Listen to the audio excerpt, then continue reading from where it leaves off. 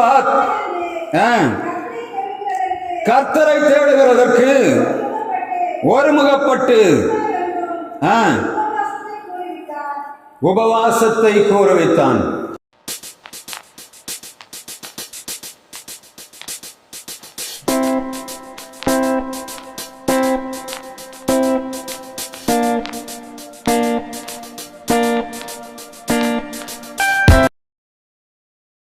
நம்முடைய பிதாவாகிய தேவனாலும் குமாரனாகிய இயேசு கிறிஸ்துவினாலும் பரிசுத்த ஆவியினாலும் இந்த உபவாச கூடுகளை கூடி வந்திருக்கிறவங்களை நான் வாழ்த்துகிறேன், வரவேற்கிறேன். உபவாச கூடுகையிலே நாம் கூடி வரும்போது ஆண்டவரை பாடுகிறோம், அவரை ஆராதிக்கிறோம், அவரிடத்தில் விண்ணப்பங்களை வைக்கிறோம். எதற்காக? நாம் வருங்காலங்களை ஆண்டவருடைய கருத்தில் ஒப்புக் கொடுத்து ஆசீர்வாதத்தை பெறுவதற்காகத்தான் ஆண்டவரோடு இசைந்திருக்கிறோம். உபவாசம் என்று சொல்லக்கூடிய வார்த்தைக்கு எபிரேய பதமானது தனித் என்று சொல்லப்படுகிறது. தனித்து என்று சொல்லக்கூடிய தமிழ் வார்த்தையின் மூல உச்சரிப்பாக காணப்படுகிற உபவாசத்தை குறித்து நாம் தியானிக்கும் போது அது எவைகளை செய்யும், அதில் கிடைக்கக்கூடிய ஆசீர்வாதம் என்ன என்பதை இன்றைக்கும் தியானிக்கும்படியாக ஆண்டவர் நமக்கு இரக்கம் பாராட்டுவாராக. நாம் இன்றைக்கு படித்த வேத பகுதியிலே யோசபாத் ராஜாவுடைய வாழ்விலே காணப்பட்ட மிக முக்கியமான சம்பவம் என்று எழுதப்பட்டிருக்கிறது. 2 நாளாகமம் 20ஆம் அதிகாரம் 3ஆம் வசனத்தை ஒருவர் வாசிக்கலாம். அப்பொழுது யோசபாத் கர்த்தரை தேடுகிறதற்கு ஒருமுகப்பட்டு உபவாசத்தை கூற வைத்தான். உபவாசம் இருந்து எலியா ஆண்டவருடைய சமூகத்திலே காத்திருந்தான், மோசே காத்திருந்தான், பரிசுத்தவான்கள் எல்லாரும் காத்திருந்தார்கள், தேசங்களும் காத்திருந்தது. ஒவ்வொரு உபவாசத்தின் பின்னணியிலும் தேசங்கள் ரட்சிக்கப்பட்டது, தனி மனித வாழ்க்கையிலே ஆசீர்வாதங்கள் காணப்பட்டது, குடும்பங்களிலே ஆசீர்வாதம் காணப்பட்டது. வித்தியாசமான சூழ்நிலைகளிலே உபவாசங்கள் அந்த காலங்களிலே அந்த நடைமுறைப்படுத்தப்பட்டன. இந்த நாளிலும் நாம் தியானிக்கக்கூடிய இந்த பகுதியிலே யோசபாத்துடைய மிக பரிதாபமான சூழ்நிலை 20ஆம் அதிகாரம் 2 நாளாகவும் 1ஆம் வசனத்திலே சொல்லப்படுகிறது. அங்கே சொல்லுகிறது, அம்மோனியரும் மோவாபியரும் இந்த சேயீர் மலை தேசத்தாரும் யோசபாத்துக்கு எதிராக யுத்தத்துக்கு வருகிறார்கள். யோசபாத் யார்? ஆசா என்று சொல்லக்கூடிய ஆண்டவருக்கு பிரியமாக அந்த தேசத்தை ஆளுகை செய்த ஒரு மனிதனுடைய மகன்தான் இந்த யோசபாத். யோசபாத்துடைய காலத்திலே இவன் அநேக காரியங்களை ஆண்டவருக்காக செய்கிறான். அவருக்காக பக்தி வைராக்கியமாக நின்று அந்த தேசத்திலே ஆண்டவருடைய நாமத்தை உயர்த்தி வருகிறான். ஆனால் கர்த்தருடைய வார்த்தை சொல்லுகிறது, அவனுடைய காலத்திலே யுத்தம் வருகிறது. பெரிய யுத்தம் என்று சொன்ன 2 நாளாம் 20ஆம் அதிகாரம் 1ஆம் வசனத்தை வாசிக்கும் போது நமக்கு இங்க தெரியும். வாசிக்கலாமா? இதற்கு பின்பு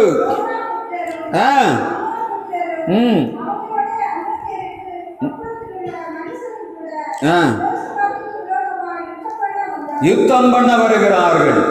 ராஜாவுக்கு விரோதமாக யுத்தம் வருகிறது. ராஜாவுக்கு விரோதமாக யுத்தம் வரும் என்று சொன்ன தேசத்து குடிகள் என்ன பண்ணுவார்கள்? அவ்வளவுதான். ஒரு ஆள் யுத்தத்தை, ஒரு ராஜா ஒரு நாட்டுக்கு எதிராக யுத்தம் பண்ணுகிறான் என்று சொன்ன அந்த ராஜா ஜனங்களை எச்சரிப்பான், நீங்கள் பத்திரமாக இருக்க வேண்டும், பதுங்கு குடிகளுக்குள்ளே இருக்க வேண்டும், இன்னென்ன காரியங்களை செய்ய வேண்டும் என்று சொல்லி அவன் நடைமுறைப்படுத்துவான்.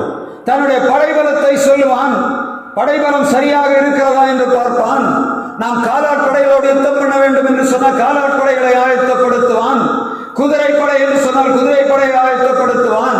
யானைப்படை என்று சொன்னால் யானைப்படையை ஆயத்தப்படுத்துவான். தங்களிடத்தில் இருக்க மிகவும் உன்னதமான ஆயுதத்தை ராஜாக்கள் பயன்படுத்தும்படியாக ஆயத்தமாக இருப்பார்கள். ஒவ்வொரு நாடும் இந்த நாட்களிலே ஆயுதங்களை உற்பத்தி செய்கிறது. பழைய ஆயுதங்கள் எல்லாம் இப்பொழுது காணாமல் போய் இப்பொழுது மிகவும் துல்லியமாக ஒரு நாட்டிலிருந்து இன்னொரு நாட்டிலே சரியான இடத்திலே ஒரு அடி தவறாத அளவிலே சரியாக கிட்டத்தட்ட 3000-4000 கிலோமீட்டர்களுக்கு அப்பால் இருந்து ஒரு ஏவுகணை ஏவினால் சரியான இடத்திலே ஒரு அடி தவறாமல் விடக்கூடிய அளவிலே தொழில்நுட்பங்கள் பெருத்து யுத்தங்கள் நடந்து கொண்டிருக்கிறது. நாம் இருக்கிற இடத்திலே நாம் நினைத்துக் கொண்டிருக்கிறோம் இந்த தேசத்திலே பாதுகாப்பாக வாழ்ந்து கொண்டிருக்கிறோம். இல்ல, நம்முடைய தலைக்கு மேலாக கத்தி எப்பொழுதும் தொங்கிக் கொண்டிருக்கிறது. யாருக்கு தெரியும் தெரியாது. ஒவ்வொரு நாட்டுக்காரனும் அடுத்த நாட்டின் மேல குறிவைத்து ஏவுகணைகளை ஆயத்தப்படுத்தி வைத்திருக்கிறார்கள். அவர்கள் ஒவ்வொரு இடத்தையும் டார்கெட் பண்ணி வைத்து எல்லா நாடுகளுக்கும் தெரியும் இந்த நாட்டிலே இந்த இடத்தில் ஆயுத கிடங்கு இருக்கிறது, இந்த இடத்திலே படைகள் உட்கார்ந்து இருக்கிறது, இந்த இடத்திலே தலைமையகம் இருக்கிறது. எல்லாவற்றுக்கு மேலாக ஒரு நாடு இன்னொரு நாட்டுக்கு நேராக ஆயுதங்களை ஆயத்தப்படுத்தி வைத்திருக்கிறது. ரஷ்ய அதிபர் சொல்லுகிறார், எங்களுக்கு எதிராக ஒரு நாடு யுத்தத்துக்கு வரும் என்று சொன்ன அந்த நாடு ஒரு நாடுமே இருக்காது. எப்படி? என்ன தொட்டு என்ன நீங்க யாருமே இருக்க முடியாது. அப்படின்னா அர்த்தம் புரியுதா? என்ன என்ன நீங்க தொட்டீங்கன்னா நீங்க யாருமே இருக்க முடியாது. அப்படின்னா எல்லா நாட்டுக்கு நேராகவும் என்ன பண்ணி வச்சிருக்க? ரெடியா என்ன பண்ணி வச்சிருக்க? ஏவுகணைகளை ரெடி பண்ணி வைத்திருக்கிறார். உட்கார்ந்த இடத்துல தட்டி தீர்த்து விடுவார். அப்படியானால் ஒரு ராஜா எப்பொழுதும் அப்படி இருக்கிறான், தன்னுடைய ராஜ்யத்தை பாதுகாக்கும்படியாக மிக உன்னதமான ஒரு ஆயுதத்தை அவன் ரெடி பண்ணுகிறதை நாம் பார்க்க முடியும். ஆனால் இந்த யோசபாத் ராஜா என்ன ஆயுதத்தை பயன்படுத்தினான் என்பதுதான் இன்றைய செய்தி. இந்த ஆயுதத்தை அவன் பயன்படுத்தினபடியினாலே அவன் பெற்றுக்கொண்ட ஆசீர்வாதமும் அந்த தேசத்திலே அவன் செய்த காரியங்களும் இந்த 18, 19, 20 அதிகாரங்களிலே சொல்லப்படுகிறது. இங்கே யோசபாத்துக்கு தெரிகிறது திரளான கூட்டம் வந்திருக்கிறது. அம்மோனியர், மோவாபியர், மலை தேசத்தார், சேயர் குடிகள் வந்திருக்கிறார்கள். யுத்தத்துக்கு வந்து சூழ்ந்து விட்டார்கள். இவன் சொல்லுகிறான், என்ன செய்வதென்று தெரியவில்லை. திடீரென்று வந்திருக்கிற ஜனங்களை மேற்கொள்ள முடியாது. அவன் எடுத்த முதல் ஆயுதம் என்ன ஆயுதம்? உபவாசம். 21 அதிகாரம் 3 வசனம், 20 அதிகாரம் 3 வசனத்திலே 2 நாளாகமத்திலே அந்த ஆயுதம் சொல்லப்படுகிறது. நம்ம உபவாசத்தை இன்றைக்கு எல்லாரும் எவ்வளவு கேவலமா நினைக்கிறோம் பார்த்தீங்களா? எவ்வளவு கேவலமா நினைக்கிறோம். உபவாச கூடுகை கூட ஆட்கள் இல்லை. வீட்டில் உட்கார்ந்து இருந்தாலும் உபவாச கூடுகைகளில் வருவதில்லை. உபவாசம் என்று சொல்லுவது என்ன? அது ஒரு மிகப்பெரிய ஆயுதம். சத்துருடைய சேனைகளை தகர்க்கக்கூடிய ஆயுதம், எதிராளிகளை சூழ்ச்சிகளை முறியடிக்கக்கூடிய ஆயுதம், சத்ருவான் கட்டி வைக்கிற எல்லா கட்டிகளையும் ஆறுக்கக்கூடிய மகா பெரிய ஆயுதம் உபவாசம். இது தெரிந்தா மாத்திரம்தான் ஜனங்கள் உபவாசத்துக்கு கூடி வருவார்கள். உபவாசத்துக்கு ஏதோ போகிறோம், அவங்க போன ஒரு ஜபத்தை பண்ணுவாங்க, திரும்ப வரும். இதுதான் இந்த ஜனங்களுடைய எண்ணம். இதனால தான் எப்படி இருக்கு, நம்முடைய தேசம் நமக்கு வசப்படவில்லை. நாம் எவ்வளவு ஊழியம் செய்கிறோமோ அதற்கு அதிகமாக சத்ருவானவன் நம்மை சூழுகிறதை நாம் பார்க்க முடியும். எவ்வளவு வேகமாக ஊழியம் செய்கிறோம், இதை காட்டிலும் அதிகமாக சாத்தான் ஊழியம் செய்கிறான். அதனால என்ன பண்ண முடியவில்லை, நம்முடைய கோட்டைகள் தகர்க்கப்படுகிறது, நம்ம ஜெயிக்கவே முடியவில்லை. காரணம் என்ன? உபவாசம் என்று சொல்லக்கூடிய ஆயுதம் மகா பெரிய ஆயுதம். அதை நாம் பயன்படுத்த தவறுகிறபடியினாலே இன்றைக்கு கிறிஸ்தவ உலகமானது கேள்விக்குறிகளுக்குள்ளே, அரசியல்வாதிகள் கடுமையாக, சாராயத்தில் கடுமையாக, அதிகாரிகள் கடுமையாக கிடக்கிறது. தேவன் கொடுத்த மகா பெரிய வல்லமை தேசத்தை ஜெயிக்கும்படியாக, அந்தகார பிசாசுகளை அழிக்கும்படியாக, ராஜ்யங்களை மேற்கொள்ளும்படியாக கொடுக்கப்பட்ட அதிகாரம் என்ற திருச்சபை சத்துருக்களுக்கு அடிமையாக, அரசியல்வாதிகளை கண்டு பயந்து அடிமைத்தனத்துக்குள்ளே கிடக்கிறது. ஆயுதத்தை பயன்படுத்த தெரியவில்லை. என்ன பண்ணியிருக்கு? ஆயுதத்தை நல்ல அழகா வைத்து விட்டு தூங்கிக் கொண்டு கிடக்கிறோம். கிறிஸ்தவருக்கு ஆண்டவர் கொடுத்திருக்கிற ஆயுதமாகிய உபவாசத்தை நாம் பயன்படுத்த வேண்டும். இந்த யோசபாத் செய்த வேலை என்ன? உபவாச ஜபத்தை கோருவித்தான். யோபேல் தீர்க்கதரிசி இதைத்தான் சொல்லுகிறார். 2 அதிகாரத்தை நீங்க பார்த்தீங்கன்னா, சீயோனிலே காலம் ஊதுங்கள், பரிசுத்த சபையை கூட்டுங்கள், எங்கள் பாலுள்ளவர்களை, சிறுவர்களை, முதியவர்களை, பெரியவர்களை சேருங்கள். ஒரு நாள் வருகிறது, கர்த்தர் நாள் சமீபமாயிருக்கிறது. அது மப்பும் மந்தாரமுமான நாள். அதற்கு பின்பாக ஒருவன் தப்ப முடியாது என்று சொல்லி யோவேல் தீர்க்கதரிசியும் அந்த அறைகூவலை கொடுக்கிறான். அது இந்த நாட்கள் தான். ஆனால் கிறிஸ்தவ உலகம் ஆசாபாசங்களுக்கு நேராக, எல்லா விதமான சௌகரியங்களுக்கு நேராக போய்கொண்டிருக்கிறபடியினாலே சபை மேற்கொள்ள முடியவில்லை, உலகம் மேற்கொள்ளுகிறது. அன்பு சகோதரனே, சகோதரியே, உங்கள் குடும்ப வாழ்க்கை ஜெயிக்க வேண்டும், உங்களுடைய தனிப்பட்ட வாழ்க்கை ஜெயிக்க வேண்டும், உங்கள் சபை ஜெயிக்க வேண்டும், உங்கள் சமுதாயத்தில் நீங்கள் இருக்க இடம் ஜெயிக்க, உங்களால் ஜெயிக்க வேண்டும் என்று சொன்னார். உபவாசம் என்று சொல்லத்தக்கதான ஆயுதத்தை தவிர உலகத்திலே வேற எந்த ஆயுதத்தையும் ஆண்டவர் தம்முடைய பிள்ளைக்கு கொடுக்கவில்லை. இயேசு உபவாசம் இருந்தார், தெரியுமா? இயேசு உபவாசம் இருக்க வேண்டியிருந்தார். 40 நாட்கள் இயேசு உபவாசம் இருந்தார். ஊழியத்துக்கு போக முன்பாக, சாத்தானை மேற்கொள்வதற்கு முன்பாக 40 நாட்கள் ஆண்டவர் அங்கே உபவாசம் இருக்கிறார். மோசே 2 தடவை 40 முறை இஸ்ரவேல் ஜனங்களுக்கு கற்பலகைகளை வாங்கும்படியாக சீனாய் மலையிலே உபவாசம் இருக்கிறான். மிகப்பெரிய ராஜாவாகிய தாவீது பத்சேபாளத்தில் பிறந்த முதல் மகன் செத்து போகிறான். அவனுக்காக உபவாசம் இருந்து 7 நாட்கள் தரையிலே விழுந்து கிடந்தான். உபவாசம் என்று சொன்ன இனத்தை கேவலமா நினைத்து விடக்கூடாது. உபவாச கூடுகை என்பது மிகவும் வைராக்கியமான திருச்சபைக்கு கொடுக்கப்பட்ட மகா பெரிய ஆணிவேர், அது மகா பெரிய வீரங்கி, அது மகா பெரிய அணுக்குண்டு என்பதை நாம் உணர்ந்து கொள்ளுவோம் என்று சொன்ன வரும் காலங்கள் உபவாச கூடுகையில் எழும்புற ஜெபமும் விண்ணப்பமும் இந்த தேசத்தை அசைக்கும், பரலோகத்தின் கதவுகளை தட்டும், பலகணிகளை திறக்கும், உங்கள் ஆசீர்வாதத்தை நிலைவரப்படுத்தும். உங்கள் சத்துருக்களுக்கு முன்பாக நீங்கள் நிமிர்ந்து நின்று தைரியமாக அறிக்கையிட வேண்டும் என்று சொன்ன எலியா சொல்லுகிறான், என் வாக்கின்படியே நீ மழை பெய்யாது. எவ்வளவு வைராக்கியமாக நின்று கொண்டிருக்கிறான். 40 நாட்கள் ஓடி போகிறான். ஒரு இடத்துல உட்கார்ந்து, மலையில உட்கார்ந்து அழுது கொண்டிருக்கிறான். ஆண்டவருடைய வார்த்தை சொல்லுகிறது, எலியா வந்து ஆகாபுக்கு முன்பாக நின்று சொல்லுகிறான், என் வாக்கின்படியே நீ மழை பெய்யாது, என் வாக்கின்படியே நீ மழை பெய்யாது.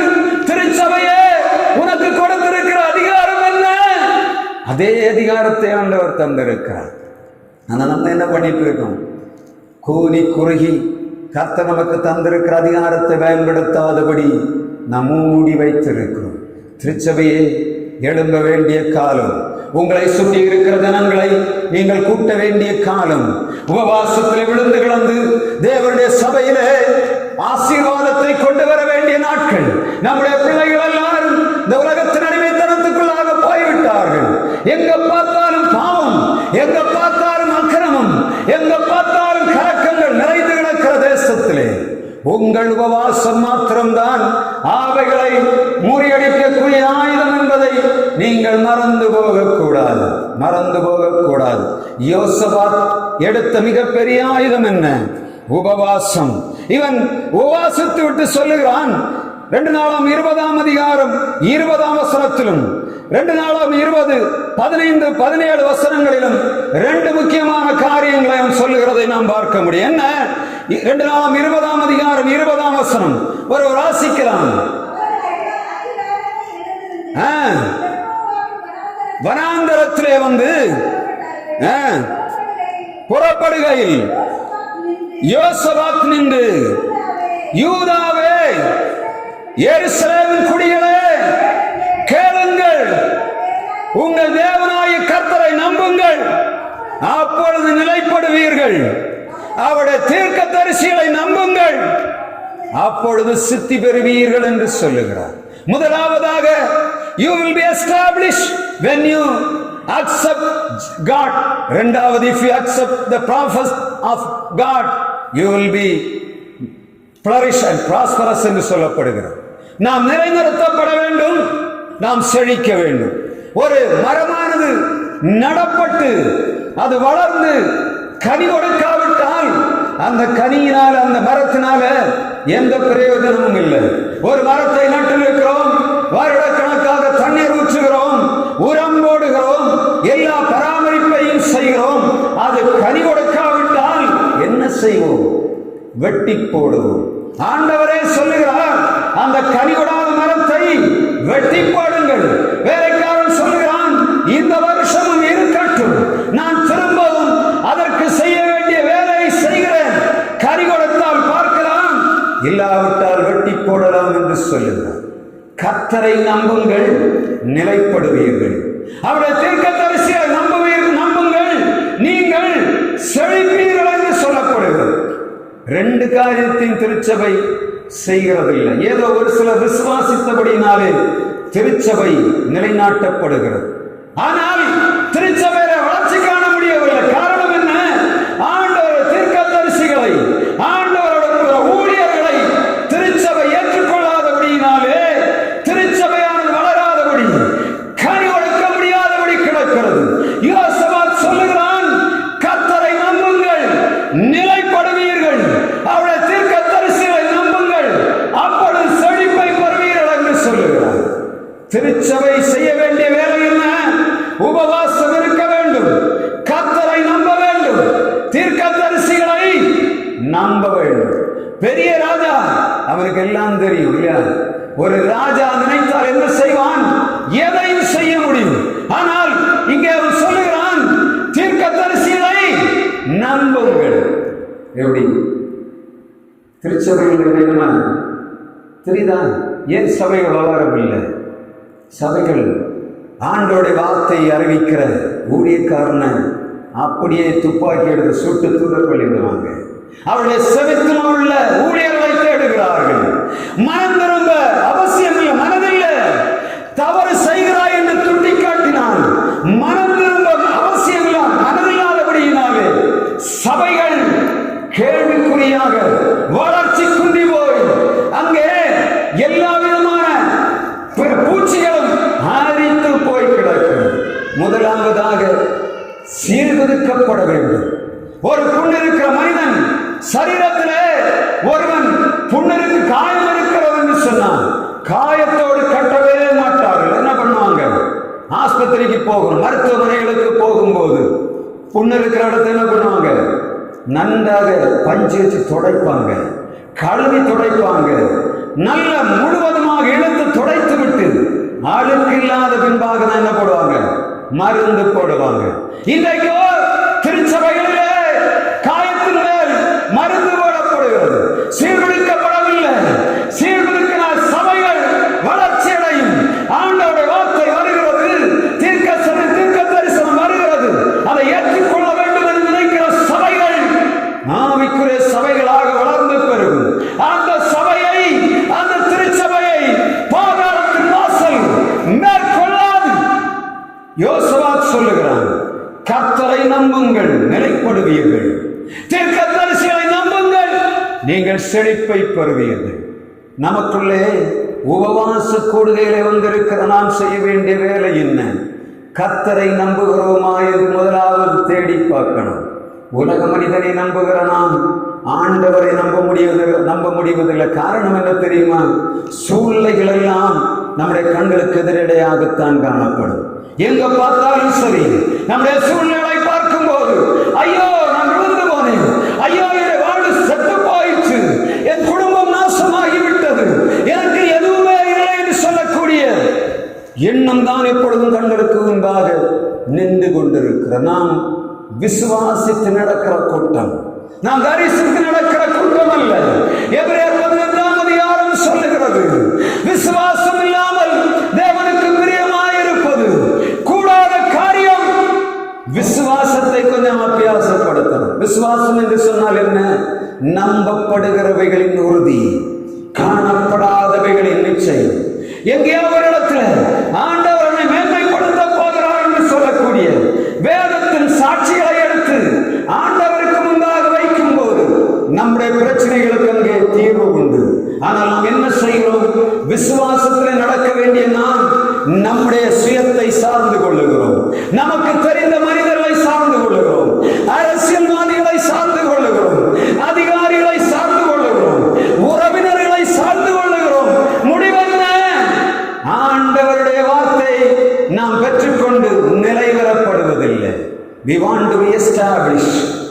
If you believe God.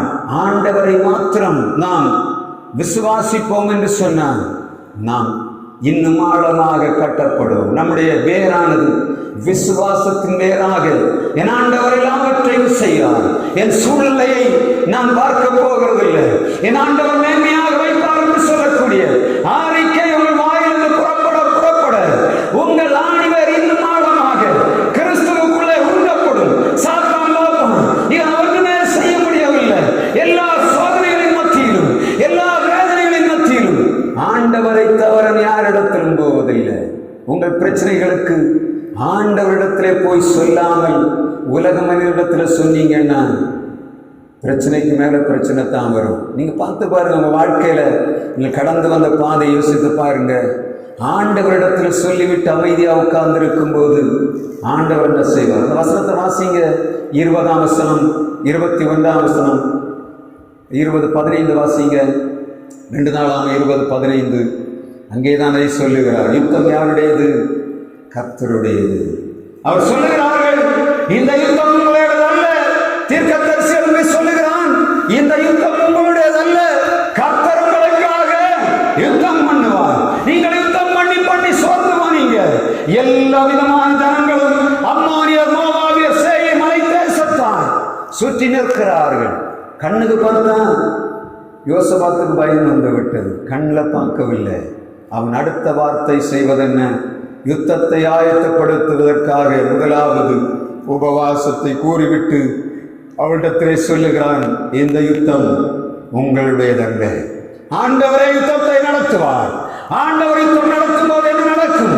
நியாயாதிபதிகள் 5ஆம் அதிகாரம் 20ஆம் வசனத்திலே இந்த தொபேராய் சொல்லுகிறார், நட்சத்திரங்கள் வானத்திலிருந்து அயனத்தோடு இந்த சிசேராவோடு யுத்தம் பண்ணிடம் என்று சொல்லுகிறார். நியாயாதிபதிகள் யுத்தம் பண்ணி கொண்டிருக்கிற காலத்திலே பாராக் தொபேரால் இருக்கிற காலத்திலே தொபேரால் சொல்லுகிறார், ஒரு யுத்தம், சிசேரா வருகிறான், அவனை ஜெயிக்க முடியாது. 7 புரதங்களோடு யுத்தம் பண்ணினான் அந்த காலத்திலே. இப்பொழுது யுத்தம் எப்படி நடந்தது தெரியுமா? நட்சத்திரங்கள் தங்கள் அயனத்திலிருந்து யுத்தம் பண்ணினது. ஆண்டவர் ஒரு மனிதனுக்காக யுத்தம் பண்ணும் போது வானத்திலிருந்து கற்களை அறிவார், வானத்திலிருந்து அக்கினி புறப்பட்டு வரும். கர்த்தருடைய யுத்தம் என்ன?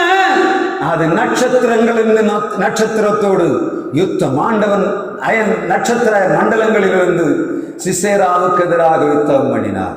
கர்த்தர் யுத்தம் பண்ணினார். என்ன நடக்கும்? யாத்ரா 14ஆம் அதிகாரம் 14ஆம் வசனத்திலே அதே வார்த்தை சொல்லப்படும். வாசிக்கலாம். யாத்ரா 14:14 மோசே சொல்லுகிறான், இந்த யுத்தம் உங்களுடையதல்ல, கர்த்தர் உங்களுக்காக யுத்தம் பண்ணுவார். நீங்கள் சும்மா இருப்பீர்கள், நீங்கள் சும்மா இருப்பீர்கள். கர்த்தர் உங்களுக்காக யுத்தம் பண்ணுவார். எவ்வளவு பெரிய சேனை வந்தாலும் விசுவாசத்தின் வார்த்தை எப்படி இருக்கணும்? ஸ்ட்ராங்கா இருக்கணும். அங்கதான் கனம் உண்டு. ஆண்டவர் சொல்லுகிறார், யுத்தம் பண்ணுவது, நாம் யுத்தம் பண்ணினால் தோற்று போவோம். எபேசியர் 6ஆம் அதிகாரத்திலே அதைத்தான் ஆண்டவரை வார்த்தை சொல்லுகிற 11ஆம் வசனத்திலே, மாம்சத்தோடும் இரத்தத்தோடும் அல்ல, துரைத்தனங்களோடும் அதிகாரங்களோடும் இப்பிரபஞ்சத்தின் அந்தகார லோகாதிபதிகளோடும் வானமண்டல இருக்கிற பொல்லாத ஆவிகளின் சேனைகளோடும் உங்களுக்கு போராட்டம் உண்டு. நீங்கள் செய்ய வேண்டியது என்ன? இரட்சணியம் என்னும் தலை சீரா, நீதி என்னும் மார்க்கவசம், சத்தியம் என்னும் கச்சை, விசுவாசம் என்னும் கேடகம், வேதவசனமாகிய ஆவியின் பட்டயத்தை எடுத்து பொல்லாங்க நேரல் அக்கினியாஸ்திரங்களை வைத்து போடத்தக்கதாக விசுவாசம் என்னும் கேடகத்தை பிடித்து கொண்டவர்களாய் நில்லுங்கள் என்று சொல்லப்பட்டு, விசுவாசம் என்னும் கேடகம் இல்லாவிட்டால் நம்ம என்ன பண்ணுவோம்? செத்துப்போ. சாத்தானிகள் அக்கினி ஆஸ்திரங்கள் விசுவாசம் என்னும் கேடகத்தை நம்ம பிடிக்காட்டா நம்மளை ஒரு நிமிஷத்தில் நிர்மூலமாக்கி விடும்.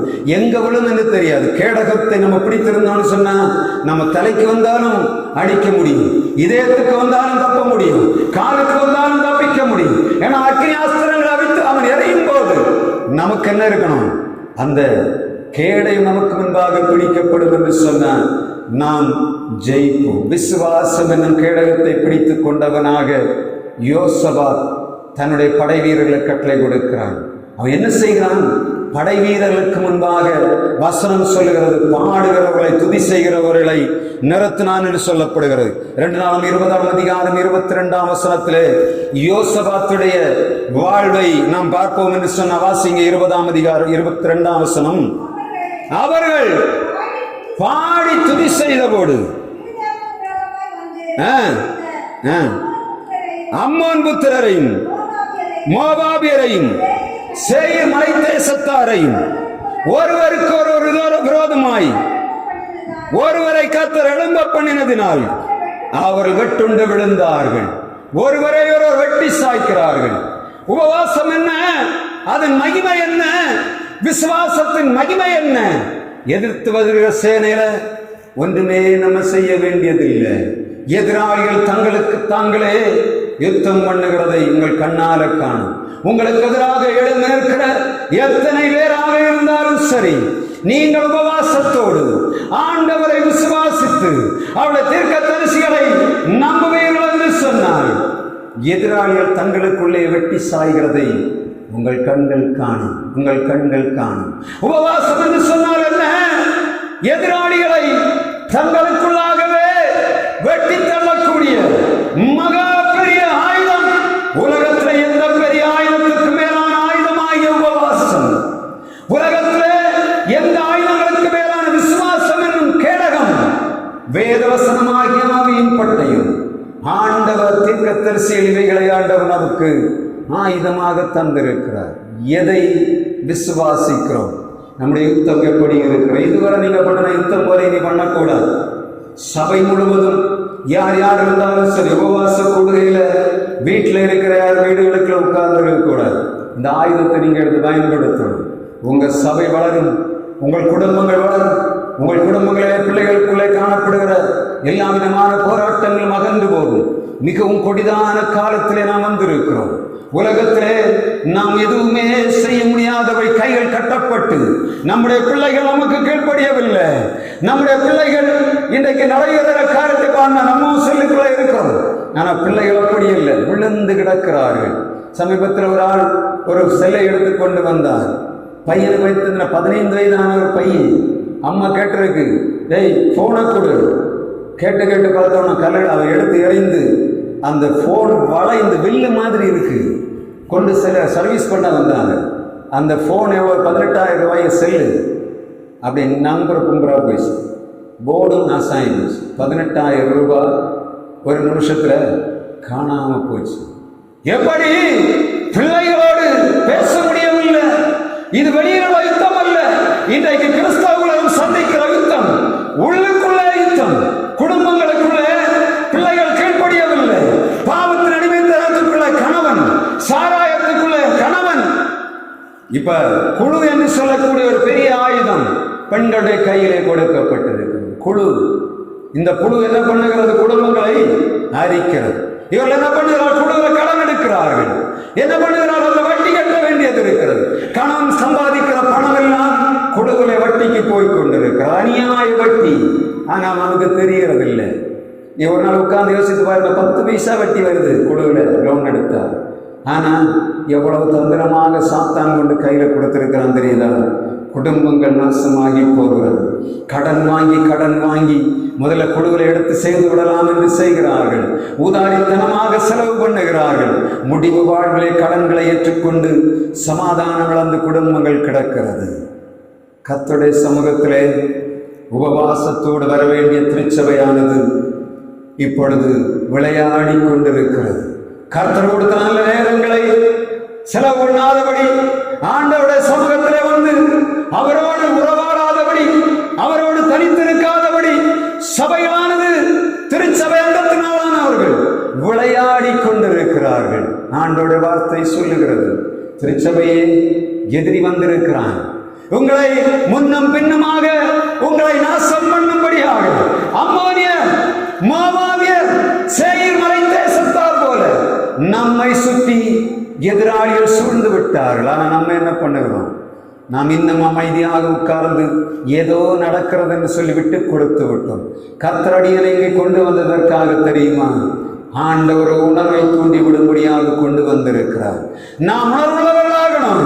நமக்குள்ள ஒரு எண்ணம் எழுதப்பட இந்த சாத்தானை ஜெயிக்கும்படியாக, இந்த எதிராளிகளை ஜெயிக்கும்படியாக வல்லமையுள்ள ஆயுதமாகிய உபவாசத்தை நான் எடுக்கும்படியாக வந்திருக்கிறேன் என்ற உணர்வு வேண்டும். இனி முக்கியமாக நம்ம கவனிக்க வேண்டிய காரியத்தை பார்க்க, இதன் விளைவு என்ன தெரியுமா? உபவாசம் இருக்கும் போது 7 காரியங்கள் நடைபெறும். அவைகளை நான் உங்களுக்கு ஒன்றன் பின் ஒன்றாக தந்து அனுப்பும்படியாக விரும்புகிறேன். 2 நாளாம் 20ஆம் அதிகாரம் 24ஆம் வசனத்திலே முதலாவது வாசிக்கலாம். 2 நாளாம் 20ஆம் அதிகாரம் 24ஆம் வசனம்.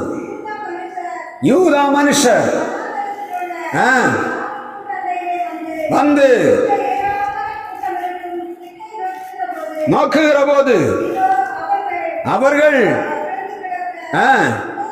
பிரேதங்களாக கண்டார்கள், ஒருவரும் தப்பவில்லை. There is no remain. அங்கே எந்த விதமான பேலன்ஸ் வைக்கப்படவில்லை. அப்படிதானே? ஆண்டவர் பண்ண யுத்தம் என்ன நடந்தது? ஒரு மனுஷன் நிற்க முடியல. அப்படிதானே? நம்ம பண்ண என்ன பண்ணோம்? யுத்தம் பண்ண ஒரு சைடில் யுத்தம் பண்ணிட்டு வருவோம், அடுத்த சைடில் என்ன பண்ணுவான்?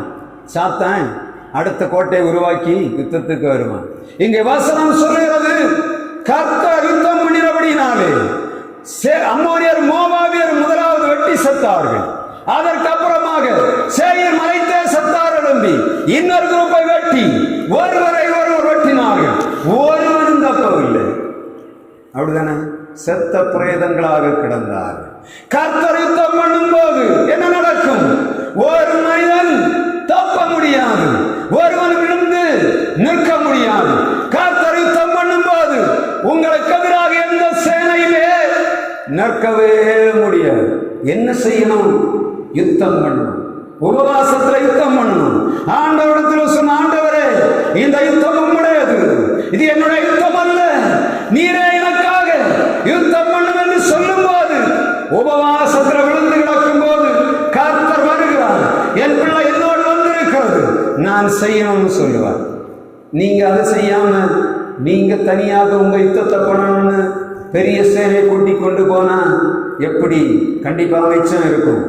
எங்கேயாவது ஒரு இடத்துல யாராவது ஒருவர் மீந்திருப்பார். ஆனால் கர்த்தர் யுத்தம் பண்ணும்போது சரியாக செய்வார். அவர் என்ன பண்ணுவார் தெரியுமா? நமக்கு முன்னாடி சோரியாத மாதிரி ஒரு நிலைமை இருப்பான். ஆனா ஆண்டவர் பின்பக்கம் முழுவதையும் சாய்த்து விட்டு கடைசியில் நம்ம கண்ணுக்கு முன்பாக இருக்கிற பெரிய சாத்தானை முறியடித்து போடுறார். ஏன்னா பின்னாடி எல்லாத்தையும் முடிச்சுட்டு வருவார். நம்ம ஜெபிக்க ஜெபிக்க கர்த்தர் பாளையத்தின் பின்பக்கங்களை காரி பண்ணி கொண்டே வர. இது விசுவாச கண்ணோட பார்க்கணும். நமக்கு முன்னால் இருக்கிற பெரிய கோலியாத் நின்று கொண்டிருக்கிறான். நாம ஜெபிக்க ஆரம்பிக்கும் போது பாளையத்தின் பின்னணியில் கர்த்தருடைய கிரியை நடந்து கொண்டிருக்கிறது.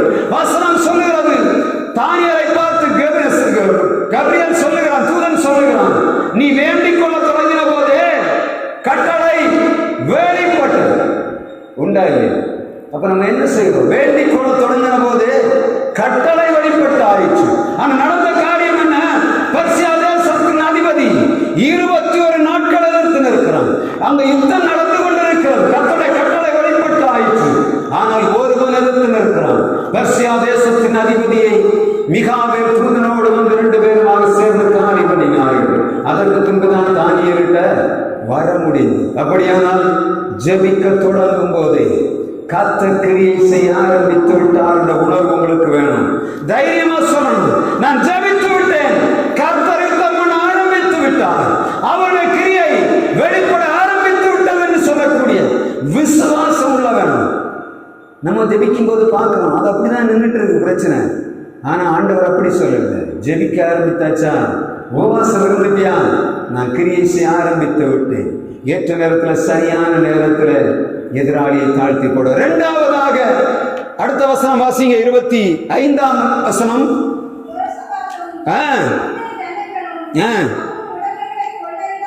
கொள்ளையிட வந்த போது ஏராளமான பொருட்களும் பிரேதங்களில் உரிந்து போட்ட ஆடை ஆபரணங்களும் தாங்கள் எடுத்துக்கொண்டு போகக்கூடாதுதான் இருந்தது. 3 நாளாய் கொள்ளையிட்டார்கள். 3 நாளாய் கொள்ளையிட்டார்கள். எப்படி? எதிரி செத்து போனது மாத்திரம் இல்லை, அவன் போட்டு போற பொருள் எவ்வளவு? 3 நாளாய் கொள்ளையிட்டார்கள். திரளான கொள்ளை, எதிர்பார்க்க முடியாத கொள்ளை. இஸ்ரவேலர்கள் கேட்கிறார்கள், மோசே இடத்துல முறுமுறுக்கிறார்கள். நாங்கள் கிரயமில்லாமல் சாப்பிட்ட வெள்ளரிக்காய்களை நினைக்கிறோம், கொம்மட்டிக்காய்களை நினைக்கிறோம். இந்த மன்னா எங்களுக்கு அருவருப்பாக இருக்கிறது. ஆண்டவர் சொல்லுகிறார், இவர் உன்னிடத்தில் முறுமுறுக்கவில்லை. இன்னைக்கு நீ பாரு, கர்த்தர் செய்கிற அதிசயத்தை பாரு என்று சொன்னார். கர்த்தர் சமுத்திரத்திலிருந்து காடைகளை வர பண்ணினார். ஒரு நாள் பிரயாண தூரம் முழுவதும் 2 முழ உயரத்திற்கு காடை விழுந்து கிடந்து மூக்கு முட்டை சாப்பிட்டாங்க 30 நாள். ஆண்டவருடைய வசனம் சொல்லுகிறது, குவியல் குவியலாக சேர்த்து வீட்டுக்கு முன்னாடி கும்பல் கும்பலா வச்சிருந்தாங்க. மூக்கு முட்டை சாப்பிட்டாங்க. மூக்கு முட்டை ஆண்டவர் என்ன பண்ணார்? கழுத்தை போய் ஒரு பிடி பிடிச்சார். என்ன பண்ணார்? இச்சித்தவர்களை அங்கே கொண்டு போட்டார். வசனம் சொல்லுகிறது, ஆண்டவர் கொடுக்கிற ஆசீர்வாதம் எப்படி ஒருவன் மிச்சம் இல்லாதபடி ஆண்டவர் தகர்த்து போடுவார். 2வது கொள்ளை எப்படி இருக்கும்? எதிர்பாராத அளவு மிகப்பெரிய ஆசீர்வாதம் கர்த்தர் யுத்தம் பண்ணும்போது நடக்கும். உங்கள் யுத்தத்தை நீங்கள் செய்கிறீர்களா, கர்த்தர் செய்கிறாரா என்பதுதான் கேள்வி. உங்களுக்குள்ளே வைக்க வேண்டிய கேள்வி. உங்களுக்கு இந்த ஆசீர்வாதம் வேண்டும் என்று சொன்னார், நீங்க யுத்தம் பண்ணவே கூடாது. உங்கள் முழங்கால்கள் யுத்தம் பண்ணட்டும். நீங்கள் ஆண்டவரோடு தனித்திருந்து யுத்தம் பண்ணுங்கள். எவ்வளவு பெரிய சேனையாக இருந்தாலும் சரி, எவ்வளவு ஆயுதமானாலும் சரி, அவைகள் ஒன்றும் செய்ய முடியும். சமீபத்தில் ஒரு காணொலியை பார்த்து கொண்டிருந்தேன். 4 சிங்கங்கள் வருகிறது, 2 முள்ளம்பண்ணி நிற்குது. அதுல தாய் முள்ளம்பண்ணி பார்த்துட்டு இருக்கு, ஒன்றும் செய்ய முடியல. அந்த சின்ன முள்ளம்பண்ணிய ஒரு சிங்கம் பிடித்து விட்டது. கொஞ்ச நேரம் போராடி பார்த்து ஒன்றும் செய்ய முடியல, அது பிடிச்சாச்சு. ஒரு சிங்கம் பிடிக்கிற 3 எண்ணம் தள்ளி நிற்குது. அதற்கு வெறியாரி ஒரு துணலுக்கு மின்னது. என்ன ஆயிருக்கு? முள்ளு கூத்துன எல்லாம் மூக்கு கழுத்து கண் எல்லாத்தையும் கூத்தி தள்ளிச்சு. ஐயோ என்று பிடிந்ததற்கு நாராயணம் என்ன பண்ணுது? எப்படி ஐயோன்னு கூப்பிட்டு ஓடுது சிங்கம். முள்ளம் பண்ணிக்கிட்ட நிற்க முடியல. கர்த்தர் யுத்தம் பண்ணினா அப்படிதான் இருக்கும். வாயை திறக்க முடியாது, ஒண்ணுமே செய்ய முடியாது. மூக்கில குத்துவார், கண்ணுல குத்துவார், பாத்திரம் அப்படின்னா அதுக்கு மேல ஒண்ணும் செய்ய முடியாது. ஆண்டவருடைய யுத்தத்துக்கு நம்ம ஒப்புக்கொடுது. முள்ளம் பண்ணினா என்னத்தை? நமக்கு ஆண்டவர் யுத்தம் இருக்கிறார். எதிர்க்கக்கூடிய ஆயுதமாகிய ஜெபம், பரிசுத்தாவி தந்திருக்கிறார், விசுவாசத்தை தந்த எடுத்து பயன்படுத்தும் போது சத்துருக்கள் எழும்பவே முடியாது. கர்த்தர் கொடுக்கிற யுத்தத்தில் இருக்கிற ஆசீர்வாதம் என்ன? திரளான கொள்ளை. 3வதாக 26ஆம் வசனம், 4ஆம் நாளில் பெராக்காவில் கூடினார்கள், அங்கே கர்த்தருக்கு ஸ்தோத்திரம் செலுத்தினார்கள். ஆதலால் அவ்விடத்திற்கு இந்நாள் வரைக்கும் இருக்கிறபடி பெராக்கா என்னும் பெயரிட்டார்கள். 3 நாள் கொள்ள, 4ஆம் நாள் என்ன பண்ணாங்க? என்ன பண்ணாங்க? ஸ்தோத்திரம் செலுத்த எங்க வந்தாங்க? எருசலேமுக்கு வருகிறாங்க. நம்ம என்ன செய்கிறோம்? திரளான கொள்ளை கிடைக்குது, வாங்கி கொண்டு வீட்டில் போய் நல்ல மண் எடுத்து புதைச்சிக்கிட்டு ஞாயிற்றுக்கிழமையும் புதைக்கிறோம். கிடைக்கிற நாளெல்லாம் புதைக்கிறதுதான் வேலை. ஞாயிற்றுக்கிழமை ஆண்டவர் ஓய்வு நாளை ஆசரிக்கும்படியாக சொல்லுகிறார். அதுக்கு நேரம் இல்லை. சேர்த்ததுக்கு மேல சேர்த்து என்ன பண்ணுது? ஆண்டவர் கொடுத்த கொள்ளையாகும். என்ன பண்ணணும்? வசனம் சொல்லுகிறது. யோசாபாத்துடைய வாழ்வு நீங்க பாருங்க. யுத்தம் நடக்கிறது, ரொம்ப கவனமா பார்க்கணும். ஆண்டவர் யுத்தம் பண்ணுகிறார், எதிராளிகள் விழுந்து போனார்கள், திரளான கொள்ளை கிடைக்கிறது. எருசலேமுக்கு வருகிறார்கள், ஸ்தோத்திரம் செலுத்தும்படியாக வருகிறார்கள். திருச்சபை என்ன பண்ணணும்? ஆண்டவர் யுத்தம் பண்ண ஆரம்பிக்கும் போது திருச்சபையில அங்கத்தில் ஆண்டவரை ஸ்தோத்திரம் பண்ணும்படியாக கூடணும். 4வதாக அடுத்த வசனம் வாசிங்க. 27. அவர்களை கலிகூர செய்தபடியால்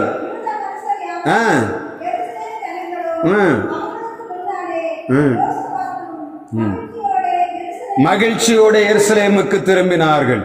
இங்கே கலிகூறுதல் கிடைக்கிறது. முதலாவதாக இந்த எதிராளிகள் விழுந்து போகிறார்கள், திரளான கொள்ளை. அதற்கு பின்பாக அவர்கள் எருசலேமுக்கு வருகிறார்கள், மகிழ்ச்சியோடு வருகிறதை கர்த்தருடைய வார்த்தை சொல்ல. அது என்ன பண்ணுகிறார்கள்? தம்புரு வாசித்து 28ஆம் வசனத்திலே தம்புருக்களோடும் பூரிகைகளோடும் கர்த்தருடைய ஆலயத்திற்கு வந்து 28ஆம் வசனம் சொல்லுகிறவர் தம்புருக்களோடும் சுரமண்டலங்களோடும் பூரிகைகளோடும் எருசலேமில் இருக்கிற கர்த்தருடைய ஆலயத்திற்கு வந்தார்கள். எப்படி? சும்மா வரவில்லை. ஆண்டவரை துதிக்கும் துதியின் ஆயுதங்களை எடுத்துக்கொண்டு தேவனுடைய ஆலயத்துக்கு அவர்கள் வருகிறார்கள். ஆண்டவர் செய்கிற யுத்தம் என்ன? திரளான ஜனங்களை அவர் சிதறடிக்கிறார். திரளான கொள்ளை பொருள்களை தருகிறார். திருச்சபை என்ன பண்ணணும்? ஆண்டவருடைய சமூகத்தை தேடி வந்து அவரை ஆராதிப்பது மாத்திரமல்ல, அவரை உயர்த்தக்கூடிய ஆயுதங்களை எடுத்து அவரை பாட வேண்டும். அவர் சொல்லுகிறது தம்புரு, கிண்ணறம், வீணை, சுரமண்டலங்களோடு ஆண்டவருடைய சமூகத்திலே வந்து அவரை பாடி ஆராதிக்கிறார்கள். கர்த்தர் யுத்தம் செய்யும் போது உங்களுக்கு சமாதானம் உண்டு. அதுக்கு அடுத்த வார்த்தை வாசிங்க. கர்த்தர் யுத்தம் பண்ணினார்.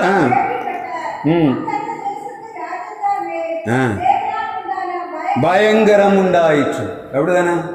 கர்த்தர் யுத்தம் பண்ணினார். என்ன வருது?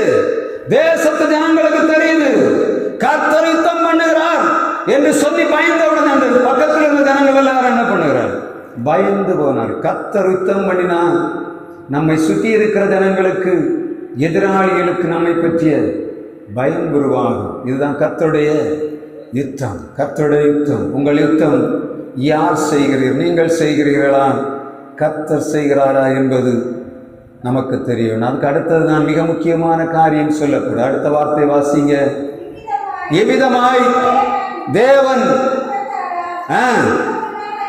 யுத்தமில்லாத இளைப்பாறுதலை அவனுக்கு கட்டளையிட்டபடியினாலே யோசபாத்தின் ராஜ்யபாரம் அமெரிக்கையாயிருந்தது. உலகத்தில் வாழுகிற எல்லா மனிதனுக்கும் என்ன தேவை? சமாதானம் வேண்டும். எல்லா பொருளையும் காசு கொடுத்து வாங்க முடியும். சமாதானம் அமெரிக்கையும் மாத்திரம் மனிதன் காசு கொடுத்து வாங்க முடியாது. ஆனால் இங்கே வசனம் சொல்லுகிறது, கர்த்தர் இளைப்பாறுதலை கட்டளையிட்டபடியினாலே எல்லா சத்துருக்களையும் சிதறடித்து எதிராளிகளை தாழ்த்தி அவனை ஆசீர்வதித்து அவனுக்கு மகிழ்ச்சியை கொடுத்தபடியினாலே தேசம் அமெரிக்கையாயிருந்தது. ஜனங்கள் சமாதானமாயிருந்தார்கள். ஆரம்பம் எப்படி இருந்தது? மிகப்பெரிய கலக்கம். இந்த 2 நாளாம் 20ஆம் அதிகாரம் 1ஆம் வசனம் மிகப்பெரிய கலக்கத்துக்குள்ளே ஆரம்பிக்கிறது. இடைப்பகுதி ஆரம்பத்திலே அவன் சொல்லுகிறான், உபவாசத்தை கூறுவிக்கிறான். அவன் ஒரு பிரசங்கம் பண்ணுகிறான். கர்த்தரை நம்புங்கள், தீர்க்கதரிசிகளை நம்புங்கள், நிலைப்படுவீர்கள். அதற்கப்புறமாக அவன் செய்கிறது என்ன? யுத்த மனிதர்களுக்கு முன்பாக பாடி துதி செய்கிறவர்களை நிறுத்துகிறான். அவர்கள் பாடி துதி செய்கிறார்கள். தேசம் இந்த சத்துருக்கள் விடுதலை ஆகிறது. வசனம் சொல்லுகிறது, அந்த வாழ்விலே அவருடைய சமாதானம் அமெரிக்கையும் காணப்பட்டதாக வேதம் சொல்லுகிறது. நம்ம செய்கிற யுத்தம் எப்படி இருக்கிறது? நாம் யுத்தம் பண்ணுகிறோமா? ஆண்டவர் யுத்தம் பண்ணுகிறாரா? உபவாசம் என்று சொன்னால் என்ன? ஆண்டவரோடு தனித்திருந்து அவருடைய பாதத்தை எண்ணிக்கொண்டு அவரை விசுவாசித்து விசுவாசத்திலே நடப்பதுதான் உபவாசம். உபவாச கூடுகைகளை அல்ல தட்டி விடாதீர்கள். உங்களை கர்த்தர் கொடுத்திருக்கிற ஆயுதமாகிய மகா பெரிய பீரங்கி என்ற உபவாசத்தை நீங்கள் ஒரு காலம் விட்டு விடாதீர்கள். கிடைக்கிற நேரமெல்லாம் ஆண்டவருடைய சமூகத்தை தேடுங்கள். உங்கள் வளர்ச்சி, உங்கள் குடும்பங்களிலே வளர்ச்சி, உங்கள் குடும்பம், நம்முடைய திருச்சபையான வளர்ச்சி காணும், பேராயும் வளர்ச்சி காணும். ஒரு திருச்சபையிலே பிரச்சனை இருக்கும் என்று சொன்னால் அது மொத்த பேராயத்துக்கும் ஒரு கஷ்டமான காரியமாக காணப்படும். அந்த சபையை நினைத்தாலே சொல்லுவாங்க, நம்மவே சொல்லுவோம், அந்த சபையா அங்கே இவ்வளவு குழப்பங்கள் இருக்கிறது. அமெரிக்கை இல்லை. காரணம் என்ன? சபையிலே உபவாசம் இல்லை. ஆண்டவரை யுத்தம் பண்ண விடல. ஆண்டவரை யுத்தம் பண்ணும்படியாக நாம் விடுவோம். இந்த இடத்துல திருச்சபையானது வளர்ந்து பெருக வேண்டும். ஒரு நம்முடைய பேராயத்திலே பெயர் கேட்கிற ஒரு திருச்சபையாக வளர வேண்டும் என்று சொன்னார். நீங்க உபவாசம் இருந்து ஆண்டவர் உங்களுக்காக யுத்தம் பண்ணும்படியாக அவருடைய கையிலே ஒப்பு கொடுத்த கர்த்தர் பெரிய காரியங்களை செய்வாராக.